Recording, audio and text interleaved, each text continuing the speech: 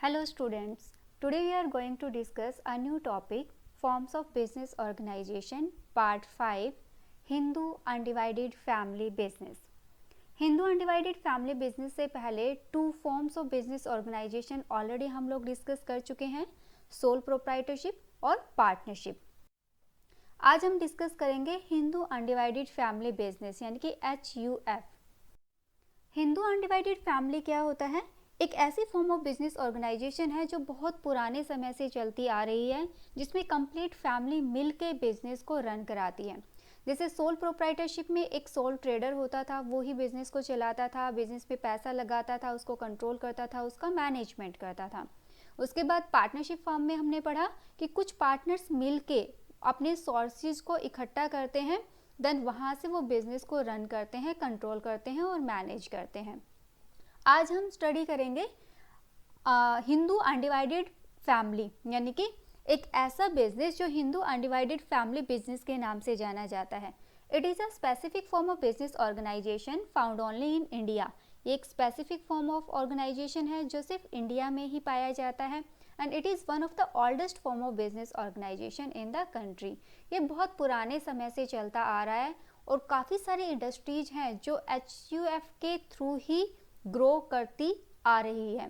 It refers a form of organization wherein the business is owned and carried out by the members of the Hindu undivided family। यानी कि complete जो business होगा वो Hindu undivided family के द्वारा ही चलाया जाता है। और इसको रेगुलेट कहाँ किया जाता है, किस में एक्ट के तहत किया जाता है? हिंदू सक्सेशन एक्ट 1956 के अंतर्गत इसको रन कराया जाता है। Hindu undivided family do business under the control of the head of the family is known as कर्ता। यानी कि जो HUF होता है ये किसके कंट्रोल में चलता है? कर्ता के, जो कि सीनियर मोस्ट मेल मेंबर जो फैमिली में होता है वो कर्ता यानी कि मुखिया कहलाता है और वो मुखिया ही पूरे बिजनेस को कंट्रोल करता है। इसमें कुछ कंडीशंस होती है। पहली, a minimum of 2 members must be in the family. उस फैमिली में कम से कम 2 मेंबर्स का होना जरूरी है, तो ही वो हिंदू अनडिवाइडेड फैमिली बिजनेस को रन कर सकती है। Second, existence of ancestral property. Ancestral property होती है जो हमारी पैतृक संपत्ति होती है, यानी कि जो हमारी पुरखों की जो संपत्ति होती है उसको हम बोलते हैं एंसेस्ट्रल प्रॉपर्टी। तो हिंदू अनडिवाइडेड फैमिली बिजनेस जो है वो एंसेस्ट्रल प्रॉपर्टी के बेस पर ही चलाया जाता है। नेक्स्ट आता है हमारे schools of joint Hindu family business. There are 2 types of schools of joint Hindu family business. First one is Dayabhaga and second is Mitakshara. Dayabhaga जो सिस्टम है is basically prevent in the West Bengal. West Bengal के कुछ एरिया में ही ये मोस्टली पॉपुलर होता है। When both male and female are allowed to be a part of business, जहाँ पर मेल और फीमेल दोनों को बिजनेस में पार्ट लेने का अधिकार होता है, राइट होता है, but son has no automatic ownership right by the birth. But उस बच्चे का या वो लड़की है उस लड़की का बर्थ के बाद ही ऑटोमेटिक ऑनरशिप नहीं होती प्रॉपर्टी में या फिर उस बिजनेस में। यानी कि एक तरीके से अगर मैं शॉर्ट में बोलूँ तो ये एक ऐसा सिस्टम है जहाँ पर एक पिता के डेथ हो जाने के बाद ही उसके जो भी बच्चे होते हैं वो बिजनेस को रन करा सकते हैं। जब तक फादर होगा तब तक फादर का कंट्रोल होगा, फादर की डेथ के बाद ही उसके जो बच्चे होंगे वो उस बिजनेस को चला सकते हैं। यानी कि उस एंसेस्ट्रल प्रॉपर्टी पर उनका राइट तभी होगा जब उनके फादर की डेथ हो जाएगी। और सेकेंड है मिताक्षरा।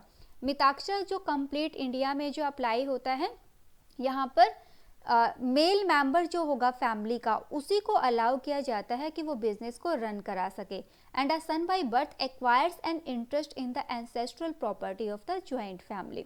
यानी कि एक बच्चे का मतलब यहाँ पर सन, बेटे का बर्थ होते ही उसकी एंसेस्ट्रल प्रॉपर्टी में अधिकार हो जाता है according to joint Hindu family business. यानी कि एक बेटे के जन्म लेते ही उसकी एंसेस्ट्रल प्रॉपर्टी में उसका अधिकार हो जाता है, यानी कि वो बच्चा अपना अधिकार मांग सकता है।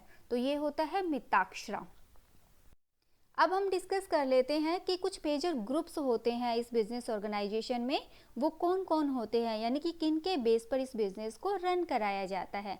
तो फर्स्ट होता है कर्ता एंड बाकी जो होंगे वो सारे मेंबर्स। तो कर्ता कौन होगा?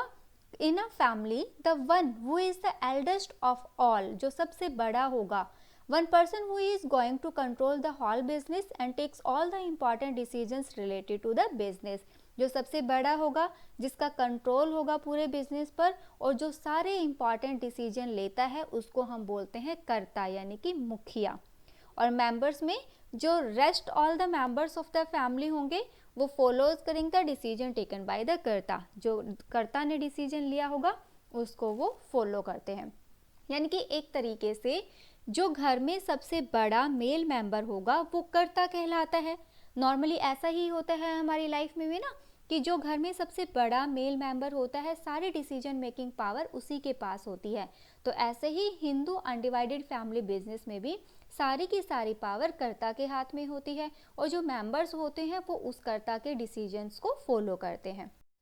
हमारे पास कुछ एग्जाम्पल्स हैं हिंदू अनडिवाइडेड फैमिली बिजनेस को समझने के लिए। कुछ इंडस्ट्रीज़ को जान लेते हैं, क्योंकि ये जो इंडस्ट्रीज़ है ये सारी की सारी HUF के थ्रू ही स्टार्ट की गई है। यानी कि हिंदू अनडिवाइडेड फैमिली बिजनेस के ये सबसे बड़े और सबसे अच्छे एग्जाम्पल्स हैं हल्दीराम्स, रिलायंस इंडस्ट्रीज़ लिमिटेड और टाटा। ये इंडस्ट्रीज सारी हिंदू अनडिवाइडेड फैमिलीज़ के नाम से ही जानी जाती हैं और आज इन्होंने अपने आप की बहुत ग्रोथ कर ली है। अपने बिजनेस की बहुत सारी वैरायटीज़ ये लोग बना चुके हैं, बहुत सारे इन्होंने अपने स्टोर्स ओपन कर दिए हैं, रिटेलिंग में भी, होल सेलिंग में भी बहुत सारी इन्होंने ब्रांचेज अपनी सेटअप कर ली है। तो ये सबसे अच्छा एग्जाम्पल है हल्दीराम, रिलायंस इंडस्ट्रीज़ और टाटा। जो टाटा कंपनी है, Tata it is founded in 1868 by Jamshedji. इन बंदे ने इसको स्टार्ट किया था। इसका जो हेडक्वार्टर है वो मुंबई में है और इसकी बहुत सारी ब्रांचेज है। कहाँ कहाँ पर ये टाटा इंडस्ट्रीज़ ने अपने पैर फैला लिए, मतलब कहाँ कहाँ किस किस सेक्टर में टाटा इंडस्ट्रीज़ ने ग्रो किया है, वो है automobiles, telecommunication, airlines, power and chemicals. ये सारी की सारी इंडस्ट्रीज टाटा के अंडर आती है और ये हिंदू अनडिवाइडेड फैमिली बिजनेस का एक बहुत अच्छा एग्जाम्पल है। इसी तरीके से हल्दीराम भुजिया वाला जो है ये भी बहुत फेमस है, इसकी भी बहुत सारी ब्रांचेज हैं। ठीक है, तो अब हम जान लेते हैं कि फीचर्स क्या होते हैं अनडिवाइडेड फैमिली बिजनेस के। यानी कि हिंदू अनडिवाइडेड फैमिली बिजनेस अगर हम चलाते हैं तो उसके क्या क्या फीचर्स होंगे। फर्स्ट है formation. For a joint Hindu family business there should be at least be 2 members in a family. कम से कम 2 मेंबर्स का होना जरूरी है। And it is not at all compulsory to register this organisation because it is the result of Hindu laws. और ये ज़रूरी नहीं होता, कंपल्सरी नहीं होता कि इसका रजिस्ट्रेशन कराया जाए, क्योंकि ये हिंदू लॉ के अकॉर्डिंग ही रन किया जाता है। यानी कि कम से कम 2 मेंबर्स हो, बाकी सारे फैमिली मेंबर्स मिलके इस बिजनेस को रन कराते हैं, इसलिए इसका जो फॉर्मेशन होता है वो बहुत ही ईजी होता है। ठीक है, सेकेंड होता है हमारा लायबिलिटी। तो लायबिलिटी स्टूडेंट्स हम पहले बार बार डिस्कस कर चुके हैं कि लायबिलिटी या तो लिमिटेड होती है या फिर वो अनलिमिटेड होती है। तो आइए देखते हैं इसमें क्या होता है। The control of the family business lies with the कर्ता। जो कंट्रोल होगा फैमिली बिजनेस का वो फुल्ली किसके हाथ में होता है, कर्ता के हाथ में होता है। And he takes all the decisions and is authorised to manage the business. वो अकेला सारे डिसीजंस लेता है, सारी अथॉरिटी उसके पास होती है बिजनेस को मैनेज करने की, और वो जो डिसीजन होगा वो सारे मेंबर्स को मानना पड़ता है। तो जो कर्ता होगा उसकी लायबिलिटी अनलिमिटेड होती है और बाकी मेंबर्स की लिमिटेड होती है, जितना शेयर उनका एंसेस्ट्रल प्रॉपर्टी में होता है सिर्फ उतनी। ठीक है, नेक्स्ट हमारा आता है कॉन्टिन्यूटी। कॉन्टिन्यूटी का मतलब है कि बिजनेस लंबे टाइम तक चलता रहता है। सोल प्रोप्राइटरशिप में क्या होता था, जो सोल ट्रेडर है अगर उसकी डेथ हो जाती है, इंसॉल्वेंसी हो जाती है या बहुत लंबी इलनेस उसको रहती है तो उस वजह से बिजनेस को बंद कर दिया जाता है। बट इसमें क्या होता है, this organisation enjoys a long and stable life. ये वाली जो फॉर्म ऑफ बिजनेस ऑर्गेनाइजेशन है ये बहुत लंबी चलती है, एक स्टेबल लाइफ होती है, because it is not affected due to death, insolvency of any of its member. इसको किसी भी मेंबर की डेथ हो जाने से, इंसॉल्वेंसी हो जाने से कोई भी इफेक्ट इस पर नहीं होता।